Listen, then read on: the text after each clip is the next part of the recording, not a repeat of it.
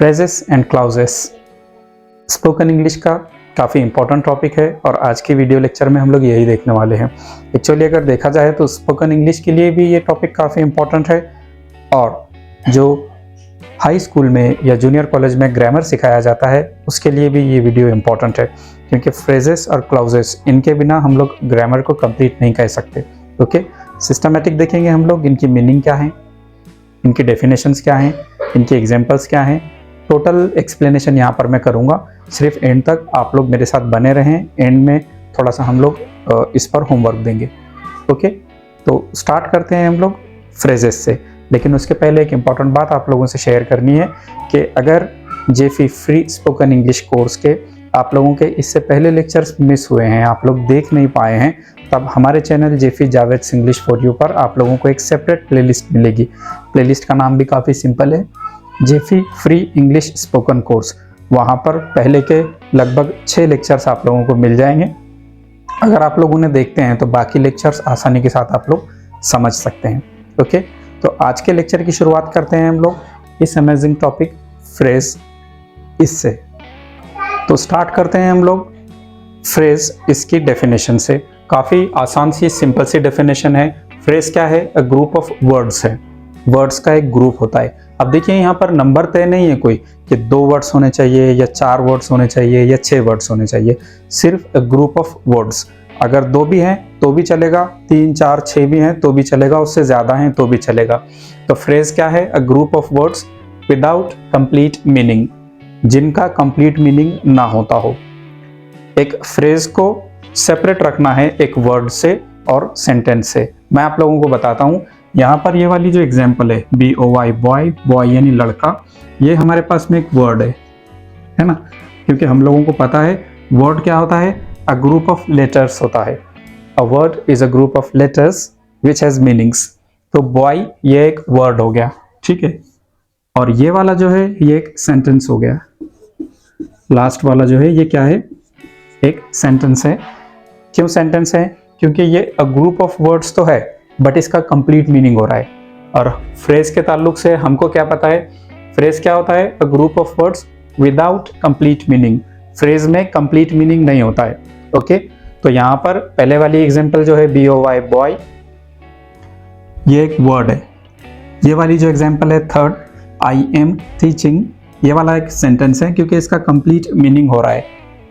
रहा ये इन अ हॉल, इसे कह सकते हैं हम लोग कि ये क्या है? एक फ्रेज है, क्योंकि ये ग्रुप ऑफ वर्ड्स तो है, 3 वर्ड्स आ रहे हैं यहाँ पर, लेकिन कंप्लीट मीनिंग नहीं हो रहा है उनका। इन अ हॉल, एक हॉल में, क्या? तो कुछ समझ नहीं आ रहा है यहाँ पे। क्लियर? एक फ्रेज एक ग्रुप ऑफ वर्ड्स होता है जिसके कंप्लीट मीनिंग नहीं होते हैं, ठीक है। ये वाला सेंटेंस इसलिए भी है क्योंकि यहाँ पर इसमें एक सब्जेक्ट है और एक वर्ब है। ओके, ये एक्चुअली ये वाला हेल्पिंग वर्ब है, ये वाला वर्ब है टीचिंग। तो हमारे समझ में ये आ गया कि फ्रेज क्या होता है? अ ग्रुप ऑफ वर्ड्स होता है। जैसे कि इन माई हैंड, ये एक फ्रेज है। ऑन दैट टेबल, ये वाला एक फ्रेज है। एट द सीलिंग, ये वाला एक फ्रेज है। एट द डोर, ये वाला एक फ्रेज है। तो फ्रेजेस क्या होते हैं? ग्रुप ऑफ वर्ड्स होते हैं। अब थोड़ा सा इसके हम लोग आगे देखते हैं। अगले वाली स्टेज में हम लोग देखते हैं कि क्लाउज क्या है। ओके, क्लाउज भी एक ग्रुप होता है वर्ड्स का। ये देखिए, group of words with subject and verb. यहाँ पर डिफरेंस है एक फ्रेज में और एक क्लाउज में।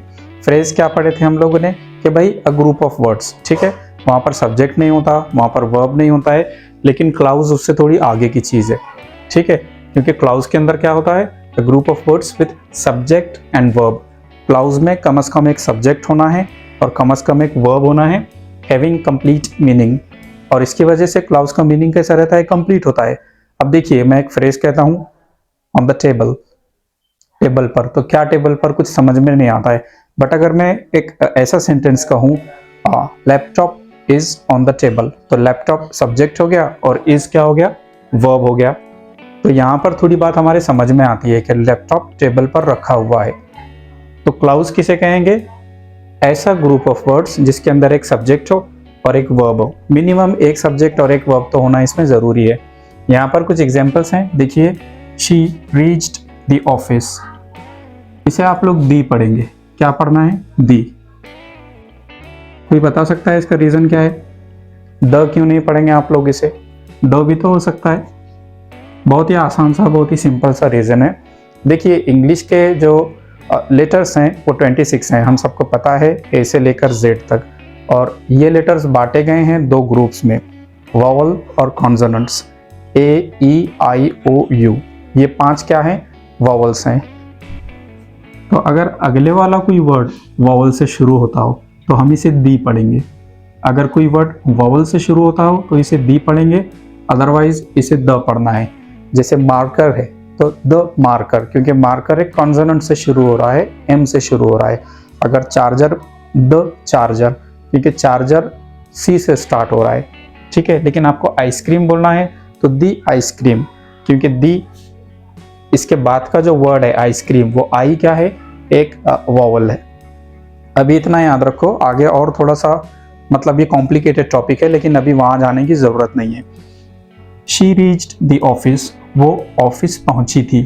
अब देखिए शी एक सब्जेक्ट हो गया और रीच्ड ये वाला एक वर्ब हो गया, तो हम लोग कह सकते हैं कि ये फ्रेज नहीं है। अब क्या हो गया? ये क्लाउज हो गया, ठीक है। Mohan studied English grammar, Mohan हमारे पास में सब्जेक्ट है और स्टडीड वर्ब है, तो ये वाला भी क्या हो गया? एक क्लाउज हो गया। क्यों क्लाउज हो गया? ये क्लाउज की डेफिनेशन हमको पता है, clause is a group of words having at least one subject and one verb, ठीक है, जिसकी वजह से उसका कुछ मीनिंग होता है।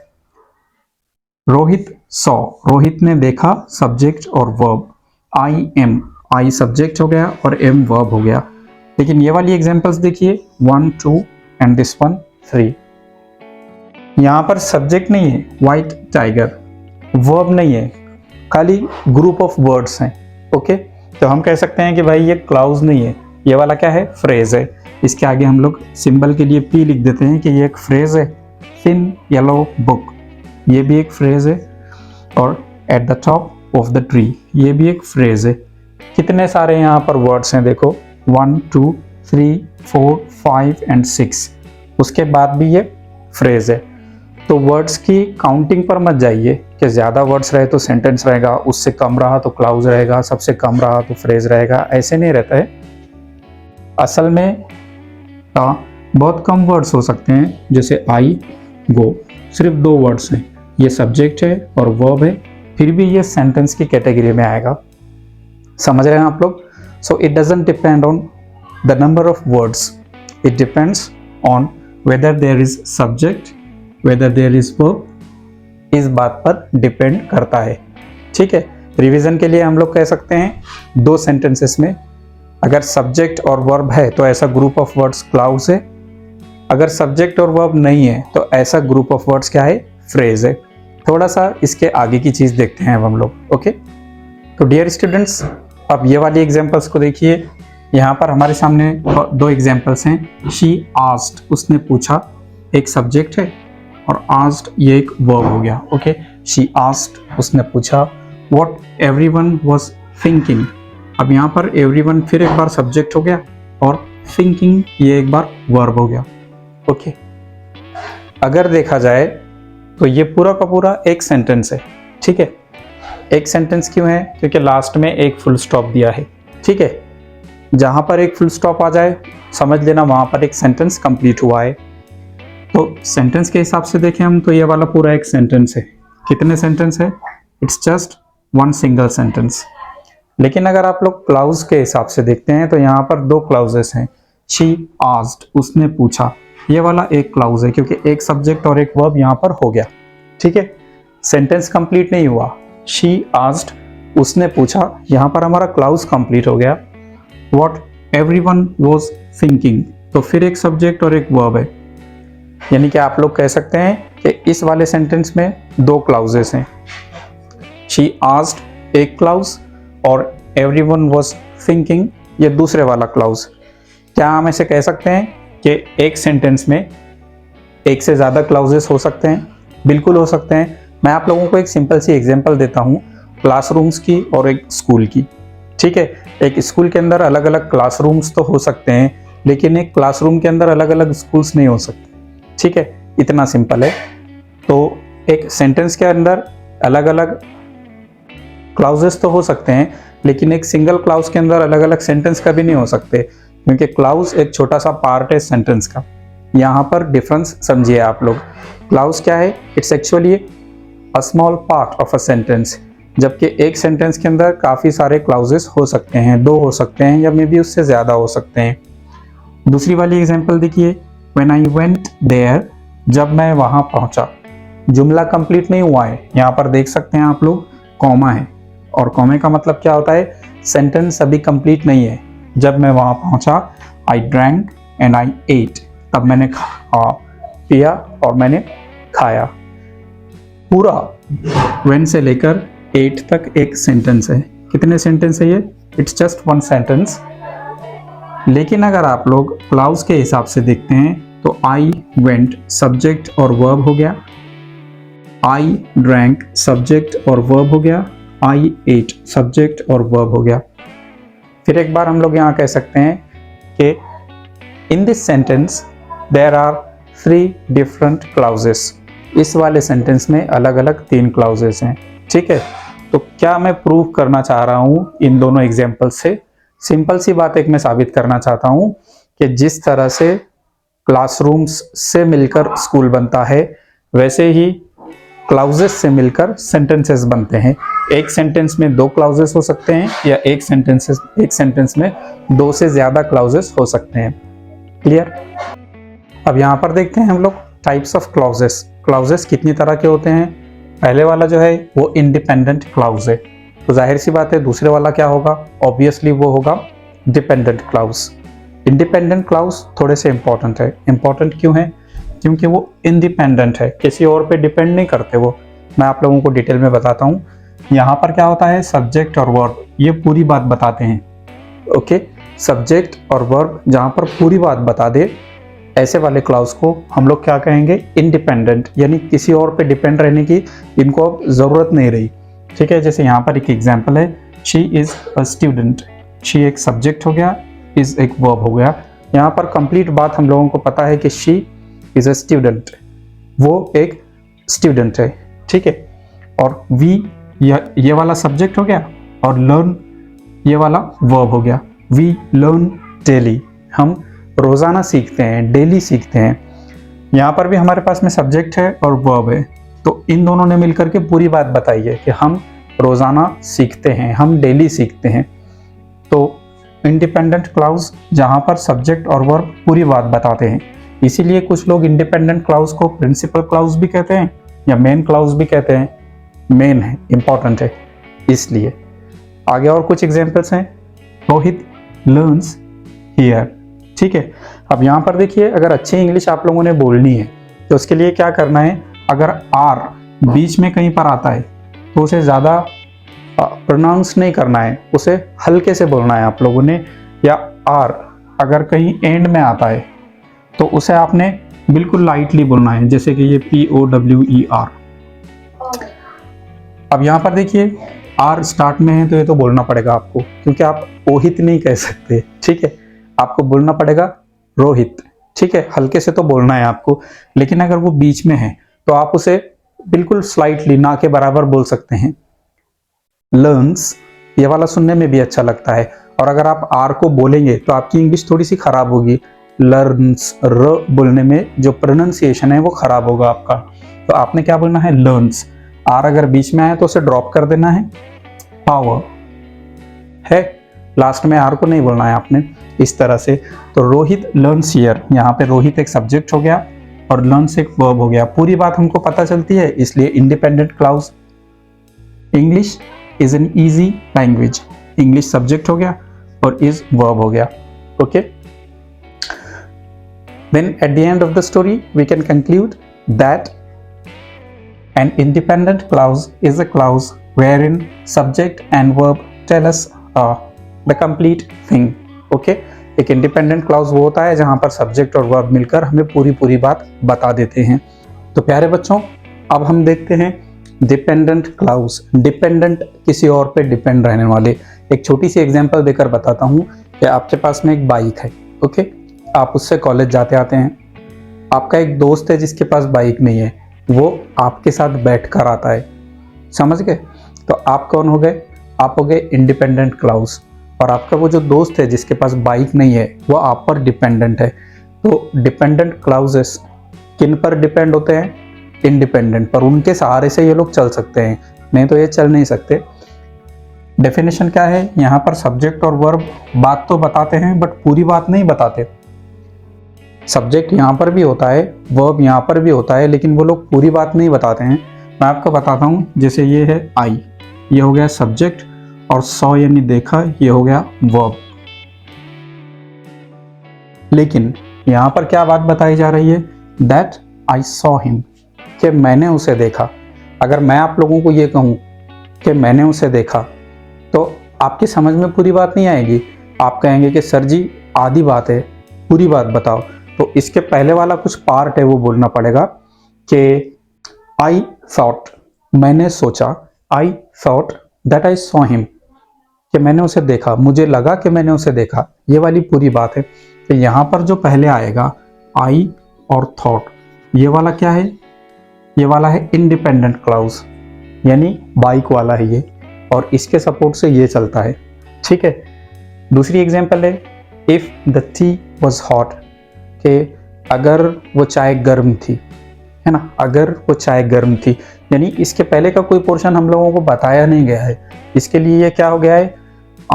टी सब्जेक्ट है, वाज वर्ब है, फिर भी ये वाला एक डिपेंडेंट क्लाउज है, इसे किसी और के सपोर्ट पर रहना है।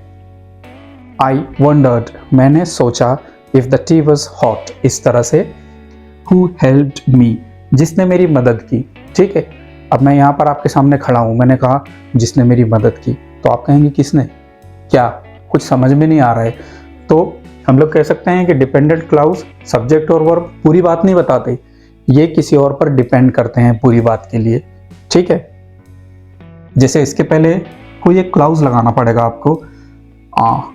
ही इज द मैन, ये वही आदमी है, he is the man who helped me, जिसने मेरी मदद की। अब पूरी बात बन गई है ना। ही इज द मैन, ये वाला कौन सा हो गया? मेन क्लाउज हो गया। हु हेल्प्ड मी, ये वाला कौन सा क्लाउज हो गया? डिपेंडेंट क्लाउज हो गया। ही इज द मैन, ये वाला इंडिपेंडेंट क्लाउज है। हु हेल्प्ड मी, ये वाला डिपेंडेंट क्लाउज है। लास्ट की एग्जांपल है which is black and white, जो ब्लैक एंड व्हाइट है। तो क्या ब्लैक एंड व्हाइट है? वी हैव अ टीवी, हमारे पास में एक टीवी है, which is black and white, जो ब्लैक एंड व्हाइट है। अब देखिए हु का मतलब भी एडिशनल बता रहा हूं मैं, जो है, और विच का मतलब भी जो है। तो डिफरेंस क्या है? हु लिविंग बीइंग्स के लिए है और विच नॉन लिविंग बीइंग्स के लिए। ब्लैक एंड व्हाइट टीवी, इसकी बात हो रही है तो यहाँ पर विच है, और किसी आदमी की बात हो रही थी तो यहाँ पर हम लोगों ने हु लगाया। क्लियर? क्या देखा हम लोगों ने? Dependent clause and independent clause. Dependent clauses को और भी कुछ वर्ड्स हैं, जैसे हम कह सकते हैं सब ऑर्डिनेट क्लाउज। क्या कह सकते हैं? सब ऑर्डिनेट क्लाउज, इस तरह से हम लोग इसे कह सकते हैं। एक छोटा सा रिलेटेड वर्ड और है जिसका नाम है कोऑर्डिनेटर्स, ठीक है। यहाँ पर आप देखिए I want to go but I am sick, but की हेल्प लेकर हम लोगों ने दो इंडिपेंडेंट क्लाउजेस को जोड़ा है, ठीक है। एक और एग्जांपल है शी विल स्टडी और शी विल प्ले, यहाँ पर इसकी हेल्प लेकर के जोड़ा है। Meena went to school and studied, यहाँ पर एंड की हेल्प लेकर जोड़ा है, ठीक है। कोऑर्डिनेटर्स क्या होते हैं? वर्ड्स होते हैं। What are coordinators? Coordinators are words which help to connect independent clauses, ठीक है। but हो सकता है, और हो सकता है, and हो सकता है। तो कोऑर्डिनेटर्स क्या हैं? ऐसे वर्ड्स हैं जो इंडिपेंडेंट क्लाउजेस को जोड़ने में हमारी मदद करते हैं, हेल्प करते हैं। अगली वाली चीज़ है नाउन क्लाउजेस। इसका नाम खुद बता देता है कि ये किस बारे में है। नाउन क्लाउज जो नाउन के जैसे काम करे। मैं आप लोगों को एग्जाम्पल बताता हूँ। आई इंजॉयड, आई सब्जेक्ट हो गया, इंजॉयड वर्ब हो गया। मैंने इंजॉय किया। व्हाट आई ऑर्डर्ड, जो मैंने ऑर्डर किया था, ये वाला नाउन क्लाउज है, ठीक है। व्हाट आई ऑर्डर्ड, ये वाला क्या है? नाउन क्लाउज है, क्योंकि इस वाले सेंटेंस में ये पार्ट एक नाउन के तौर पर काम कर रहा है, नाउन के जैसे काम कर रहा है। मैं दूसरी एग्जांपल बताता हूँ। यू नो, तुम जानते हो। हाउ हार्ड इट इज, ये कितना मुश्किल है। हाउ हार्ड इट इज, ये पूरा का पूरा क्या है, नाउन क्लाउज है। Okay. Third, you want to know, तुम जानना चाहते हो। व्हाट्स रॉन्ग, क्या बुरा है, क्या गलत है। You want to know what's wrong. यहाँ पर व्हाट्स रॉन्ग, ये वाला जो अंडरलाइंड पार्ट है, इसे हम लोग क्या कहेंगे, नाउन क्लाउज कहेंगे। तो सिंपली हम लोग कह सकते हैं, रिवीजन के लिए हम लोग कह सकते हैं कि नाउन क्लाउज वो होता है जो नाउन के तौर पर काम करे, बट वो एक वर्ड नहीं होता, ग्रुप ऑफ वर्ड्स होता है।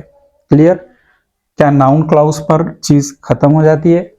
ऐसे नहीं है, और दो चीजें हैं, एक है एडजेक्टिव क्लाउज और एक है एडवर्ब क्लाउज। बहुत ही आसान है, एक एक एग्जाम्पल, दो एग्जाम्पल के थ्रू आप लोग आराम से समझ जाएंगे। Okay.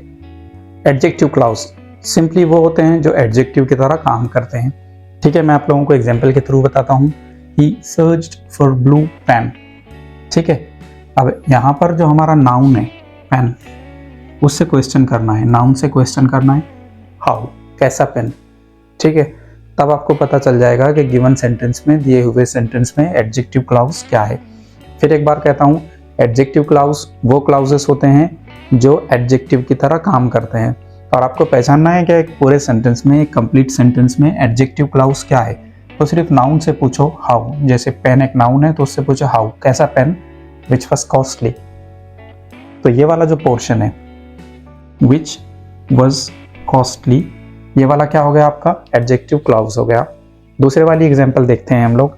I saw a man, मैंने एक आदमी को देखा, who was wearing a strange cap, जिसने एक अनोखी टोपी पहन रखी थी। फिर वही फॉर्मूला करते हैं हम लोग, हमें पहचानना है एडजेक्टिव क्लाउज, तो हम लोग नाउन से क्वेश्चन करते हैं हाउ। ये रहा नाउन मैन, इससे पूछते हैं हम कैसा आदमी। ठीक है, तो कैसा आदमी, who was wearing, जिसने पहन रखी थी, a strange cap। ये पूरा का पूरा जो पोर्शन है आप लोगों का, ये क्या है, ये है एडजेक्टिव क्लाउज। थर्ड वाली जो एग्जाम्पल है, वी परचेस्ड अ मोबाइल, हमने एक मोबाइल खरीदा, ये वाला नाउन है। आप लोग मुझे कमेंट में बताओ, अगर हम लोग नाउन से क्वेश्चन करते हैं हाउ, कैसा मोबाइल, तो एडजेक्टिव क्लाउज क्या रहेगा इस गिवन सेंटेंस में। ठीक है, हम लोगों ने देखा नाउन क्लाउज जो नाउन की तरह काम करता हो, एडजेक्टिव क्लाउज जो एडजेक्टिव की तरह काम करता हो। अब हम लोग देखते हैं एडवर्ब क्लाउज। लास्ट की जो हमारी टाइप है एडवर्ब क्लाउज, इसे पहचानने के लिए आप लोगों को वर्ब से पूछना पड़ता है हाउ। पहले तो हम देखते हैं एडवर्ब क्लाउज क्या है, ऐसा क्लाउज जो एडवर्ब के तौर पर काम करे। ठीक है, any clause which verbs in the place of adverb is called as adverb clause. तो आपको वर्ब से पूछना है कैसे, बस आपको एडवर्ब क्लाउज मिल जाएगा। जैसे कि आई स्टडीड, यहाँ पर आई सब्जेक्ट है और स्टडीड वर्ब है। ठीक है, तो वर्ब से पूछते हैं हम लोग कैसे, क्या पूछना है अपने वर्ब से, how. Till it became dark, ये वाला आपका एडवर्ब क्लाउज है। द पुलिस रैन, पुलिस दौड़ी। अनटिल दे स्टार्टेड पैंटिंग, जब तक उन्होंने हाँफना शुरू नहीं कर दिया। द पुलिस सब्जेक्ट है, रैन वर्ब है, और आप रैन से पूछते हैं कैसे, कैसे दौड़ी। अनटिल दे स्टार्टेड पैंटिंग, जब तक उन्होंने हाँफना स्टार्ट नहीं किया। द क्वीन शाउटेड, शाउटेड से पूछते हैं हम लोग कैसे चिल्लाई क्वीन। ठीक है, तो हम लोगों को आंसर मिलेगा as harsh as she could, इतनी जोर से, इतनी सख्ती से, जितनी सख्ती से क्वीन चिल्ला सकती थी।